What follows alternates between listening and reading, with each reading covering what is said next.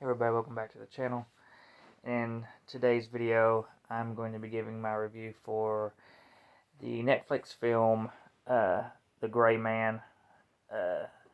Wrote everything down here so I can remember.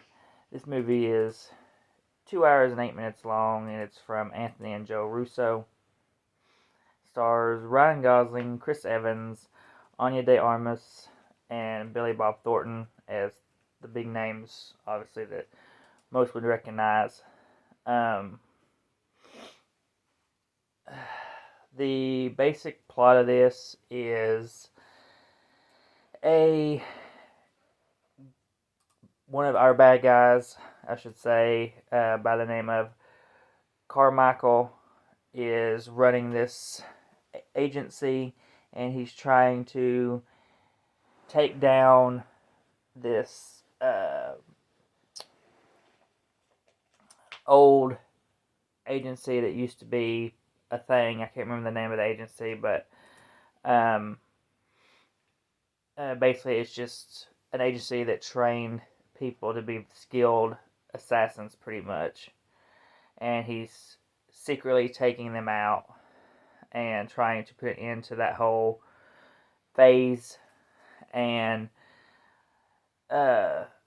Ryan's character, goes by Six, is sent to kill one of the agents.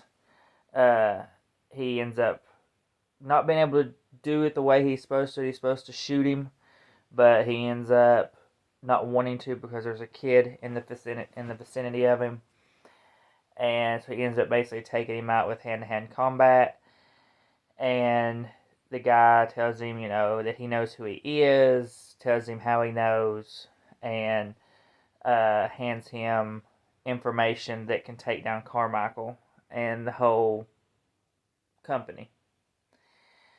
And so now he basically, Six has to kind of go ghost and try to figure out what to do.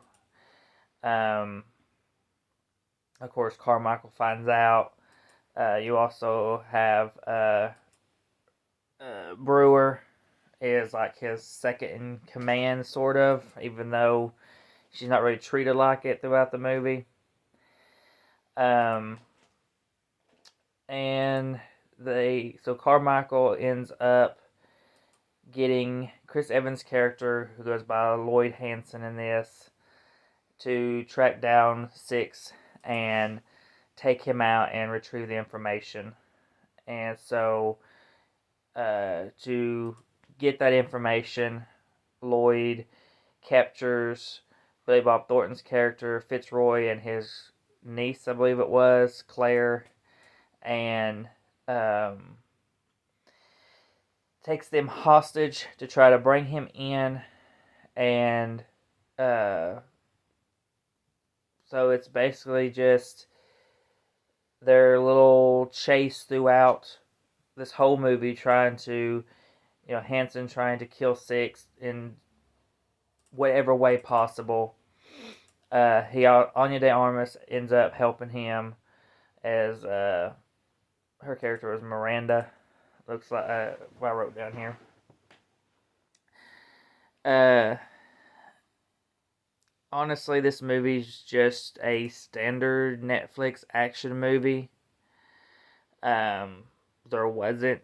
I mean, the action was fine. It definitely wasn't like over the top, extremely over the top or nothing. I think probably the biggest over the top action scene was the big scene where he's running across the tram on the top of it.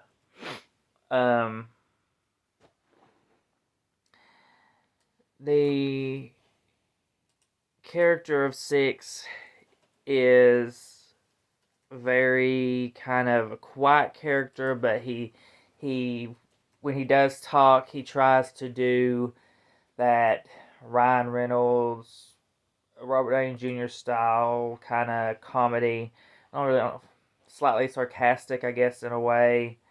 But, it's just that specific comedy that I usually enjoy from those two.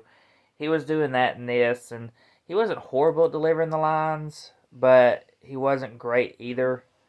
Um, Chris Evans was okay. Uh, I didn't love the look they had him with the what I call the porno stash. Um, don't get why he had that look. Don't know if he had to have that look specifically because they wanted it for the movie. If it, I know sometimes people have facial hair and stuff for some another other projects that they're having to be a part of where they can't cut their hair and stuff. Don't know if that was the case, but honestly, I kind of think I would have preferred either him clean shaven or him just a full beard, like we see him later on as Captain America with the full beard.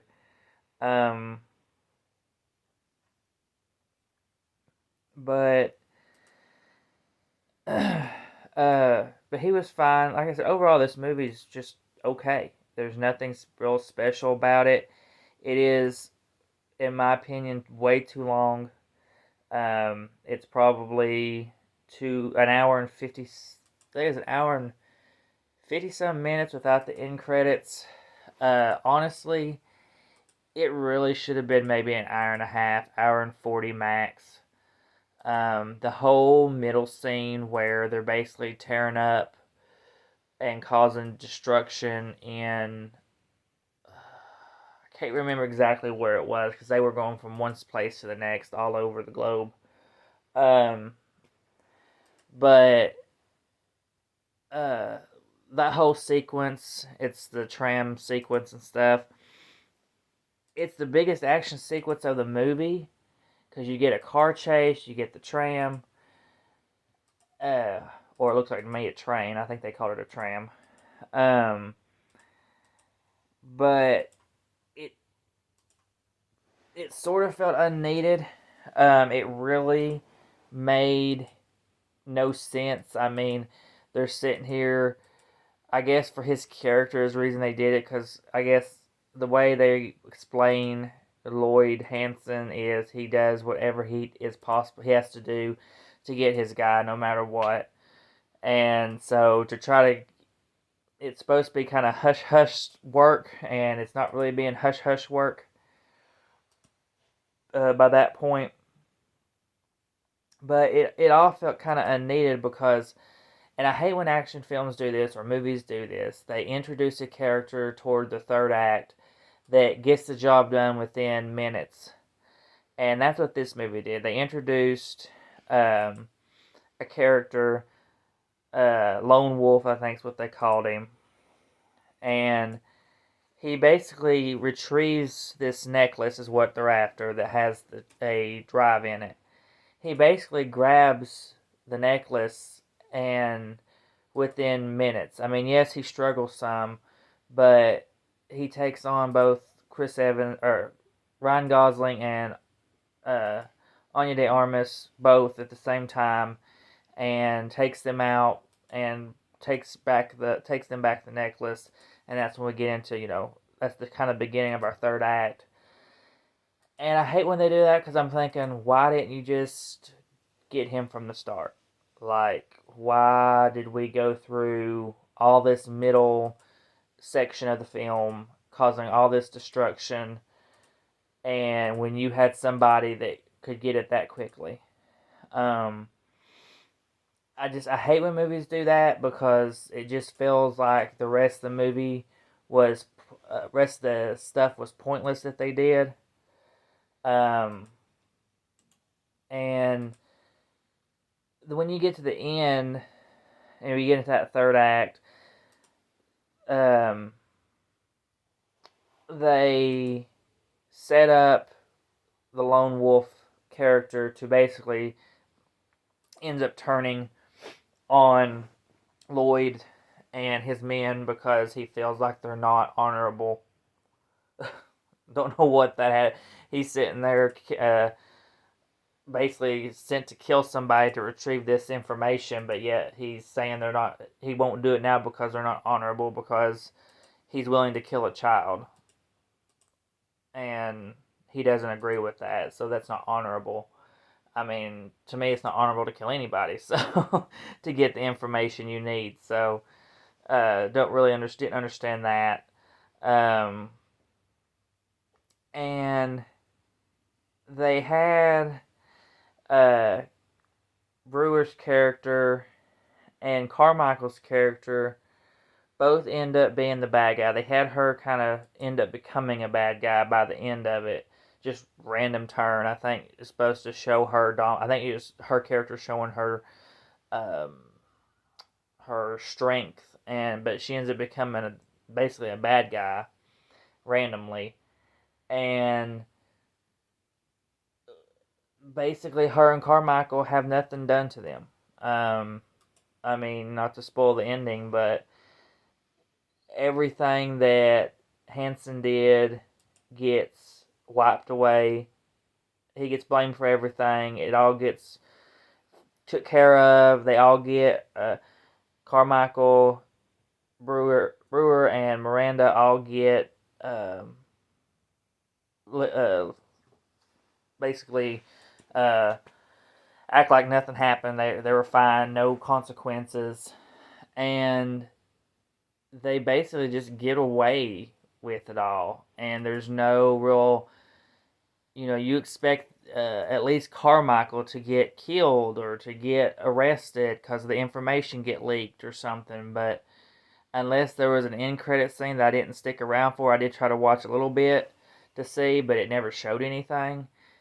It it doesn't give us any. It doesn't give no consequences for them. They just kind of basically get off scot free. I mean, they do try to set up. Gosling basically escapes the hospital because of all of his injuries. He's in the hospital. He does escape to go save the girl, but that's like the biggest thing is he just went and saved the girl, and so they kind of I guess lost their leverage against him. So I don't know if that was their way of trying to set up a sequel.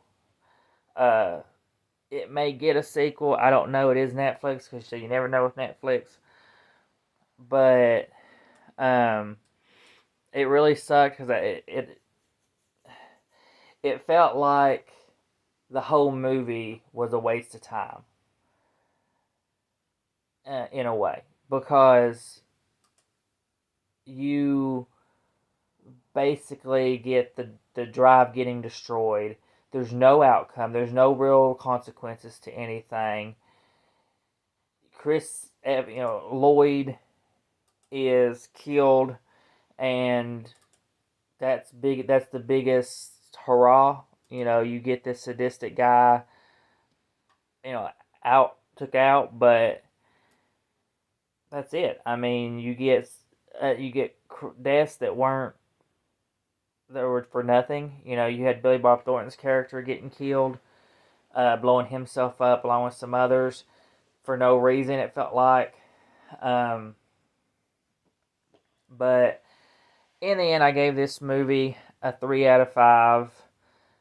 Probably being generous, but I do think the action sequences were good, even though they probably weren't really needed for some of them. The acting was fine. Wish Gosling could have been a little better, but um, it is what it is. Um, and like I said, it definitely wouldn't be lower than probably a 2.5. I don't think so. I'm gonna stick with the 3 for this one, but I couldn't recommend watching it unless you just want to watch your basic standard action Netflix film. Like I said, it just leaves me kind of aggravated, um, and wish if they're going for a sequel, hopefully they get it to sort of rectify this movie. But would I watch it? It just depends on who's in it, what the story is. Is it going to be the same characters of Carmichael and stuff? How's that going to work? Uh, but yeah, I can't recommend watching this really. I would say skip it. It's not worth your 2 hours, almost 2 hours time. Um, just a subpar action film. It it is what it is. It kind of sucks. You get all these great stars in it, and it ends up being just kind of a lackluster movie, but it's Netflix, so what can you expect? But that is everything for my review for The Gray Man. So please comment, like, and subscribe. Hit the bell to be notified for our videos, and we'll see you on the next one.